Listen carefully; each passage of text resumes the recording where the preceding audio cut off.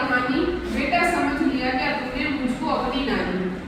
इसमें क्या है, एक जो राजकुमार होता है वो अपनी मम्मी से बातें करता हुआ है, तो वो बताती है कि माँ मुझे कहानी सुनाओ। तो फिर वो क्या कहता है, बेटा समझ लिया क्या तूने मुझको अपनी नानी। अक्सर तुमने सुना होगा बचपन में, आपको नहीं कहते तो कहानियां कौन सुनाता है, दादी या नानी। तो वो अपनी मम्मी से वो कहानी बोले कि क्या तुमने मुझे अपनी नानी समझ लिया है। तो कहते हैं, कहती है मुझसे ये चेटी तू मेरी नानी की बेटी। चेटी क्या होता है, वो होता है एक हंस का बच्चा।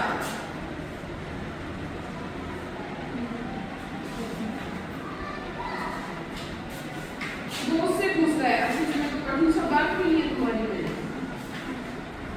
कहती है मुझसे ये चेटी तू मेरी नानी की बेटी, कह माँ कह लेटी ही लेटी। वो अपनी माँ से कह रहा है कि तुम मुझे लेटे लेटी कहानी बताओ।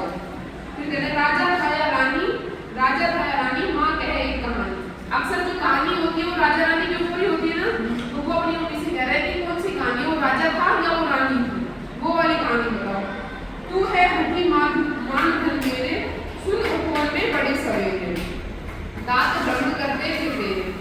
वो कह रही है कि तू है हठी। हठी का मतलब क्या होता है, हठी मतलब जिद्दी, जो जिद करने वाले होते हैं उनको बोलते हैं हट करना। तो वो कह रही है तू है हठी मान धन मेरे, मतलब अपने बेटे को कह रही है कि तुम बहुत जिद्दी मेरे बच्चे हो, सुन उपवन में बड़े सवेरे। वो सवेरे, हाँ उपवन का मतलब क्या होता है, बगीचा। उपवन का मतलब होता है बगीचा, पार्क को सुना होगा ना, वही उपवन। तात भ्रमण करते थे तेरे, कि उपवन में सुबह सुबह कौन घूमते थे, तात। तात का मतलब क्या होता है, पापा, हिंदी में बोले पिताजी। वो तात, कि सुबह सुबह उपवन में तेरे पापा घूमते थे। जहाँ सुरभि मनमानी, जहाँ सुरभि मनमानी, हाँ माँ यही कहानी। वर्ण वर्ण के फूल खिले थे। वर्ण वर्ण मतलब भांति भांति के, मतलब अलग अलग तरह के, हाँ फूल खिले थे। झलमल कर हिम बिंदु झिले थे, हल्के झोंके हिले पीले थे। ये किसकी बातें हो रही है, हवाओं की, कि हवा के झोंके जो आ रहे थे उनसे जो फूल थे वो इधर उधर हिल डुल रहे थे। लहराता था पानी, लहराता था पानी, हाँ था माँ यही पानी। जब हवा चलती है तो पानी भी लहराता है या नहीं, बताओ तुमने कहाँ देखा, जो तुमने जोड़ वगैरह काम में देखे थे ना, तालाब जोड़, जब हवा चलती है उसमें लहरें नहीं चलती है। हाँ तो बता रहे कि पानी से फूल भी लहराते हैं और हवा पानी भी लहराता है। गाते थे खग खग कल स्वर से, सहसा एक हंस ऊपर से, गिरा बिंद हो हर सर से। खग का मतलब क्या होता है, गाते थे खग कल कल स्वर से। खग मतलब पक्षी, और कल कल क्या मतलब उनकी आवाज।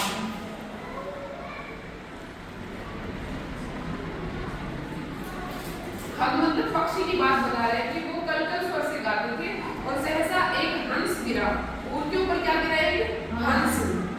विद होकर हर सर से, वो घायल होकर उस सर के बल से वो नीचे गिर गया।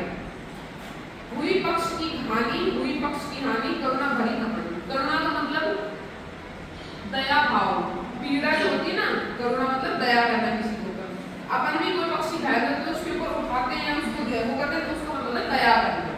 वो बता रहे जो उन्हें उसे उठाया, नया जन्म सा उसने पाया, इतने में आखिरी तक आया।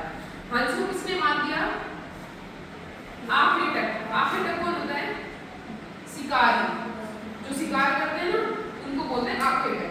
तो उसने उसको तीर मारा जिससे हंस घायल हो गया, वो नीचे गिर गया। तो उसने उसको उठाया, फिर उसको नया जन्म दिलाया। लक्ष्य सिद्धि का मानी, लक्ष्य सिद्धि का मानी, कोमल कठिन कहानी। अब देखो इसमें गलत क्या है, जो शिकारी होता है उसका मेन काम क्या होता है, शिकार करना। तो उसने मतलब अपना लक्ष्य हासिल कर लिया। अगर उसने पक्षी को मारा तो उसको अपना लक्ष्य मिल गया, उसको काम था शिकार करना, तो उसका शिकार हो गया। और उसमें दूसरा पक्ष क्या हुआ, एक हानि हुई। हानि किसकी हुई, पक्षी की हानि हुई, क्योंकि हंस